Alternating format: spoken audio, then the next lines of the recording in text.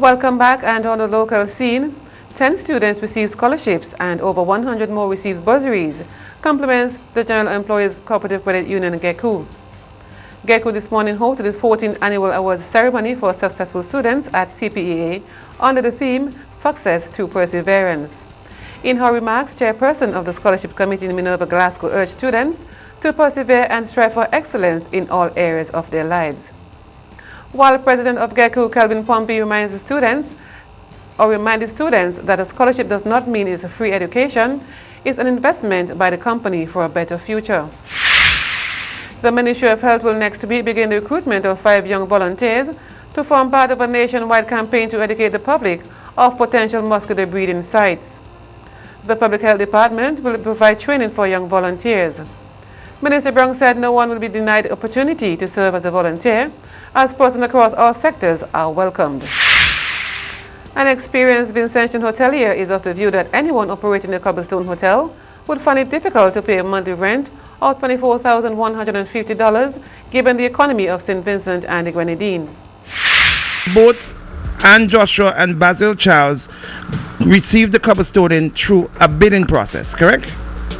Yes. Because Prime Minister Gonsalves said that that wasn't the case. That they did not get the cobblestoning through a transparent bidding process. Well, if the letter, I do not know about the value. I heard the Prime Minister talk about cobblestone being leased for $2 a square foot. The relevant thing about a hotel is what is its occupancy? What percentage occupancy does it have? How much, what is the cost that Anne Joshua has to put in for the maintenance of the place? And what is the electricity bill and so on? Is she in overdraft and having to face the bank and so on? I know that cobblestone, when government owned it before we turned it over to the Punettes, cobblestone was losing money. You know, and then when government certainly was operating it, government was losing money operating the cobblestone. Yeah. As a matter of fact, when I was in opposition, I asked the question in the month of June, when were they going to open the cobblestone now that government had taken it back over? What are they going to do about it? And they said they're going to open it immediately. And I knew that if you open a hotel foolishly in the off-season, you'll start to lose money from the very beginning.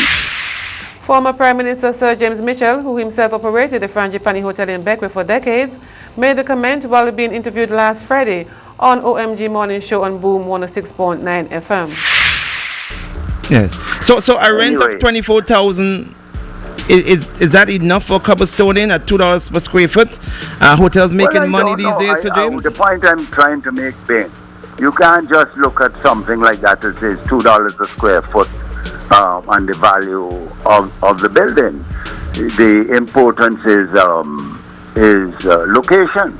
And bear in mind that cobblestone has to cope with the chaos of Heritage Square, not far away, and all the noise pollution and so on. I do not know if people go into cobblestone on the weekend as a result of the noise and the other pollution that comes as a result of the operation of Heritage Square.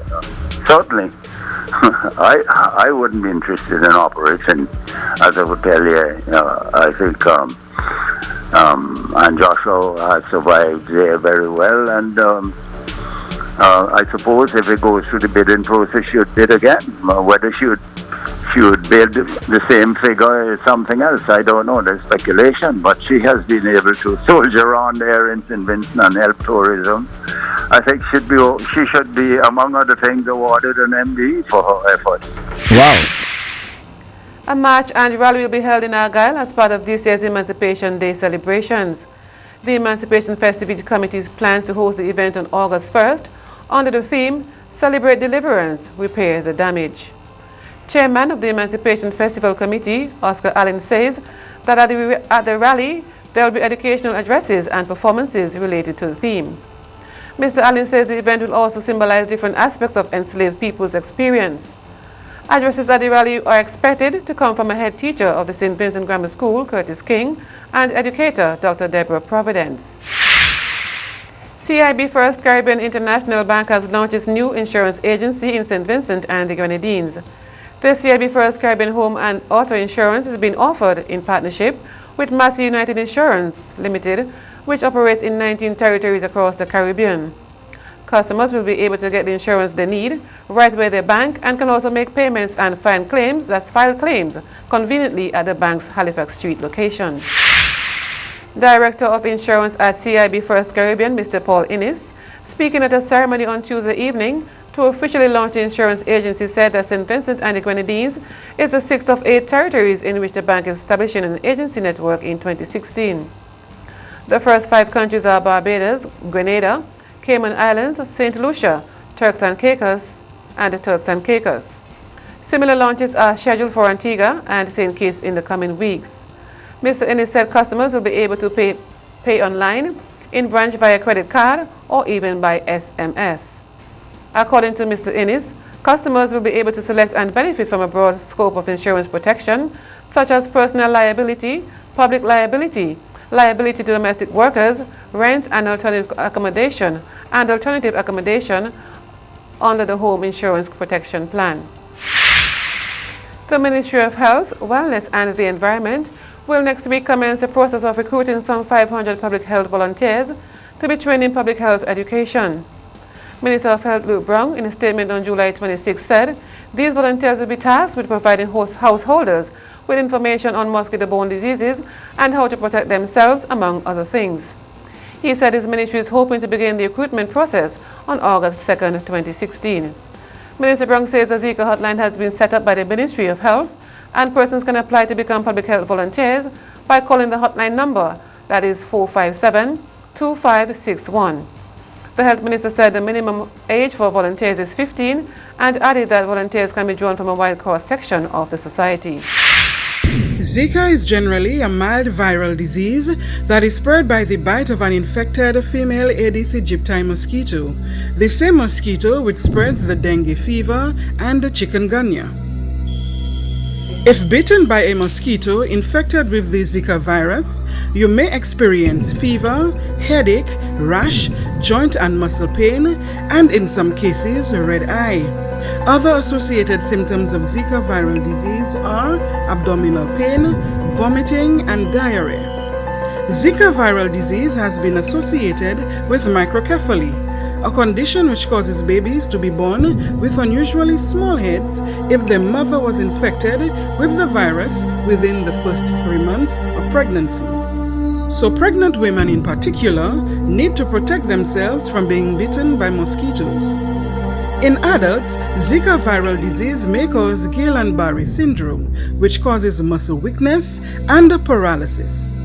To protect you and your family, you should all make a habit of wearing light-colored, long-sleeve shirts and long pants, especially early in the morning and in the evening.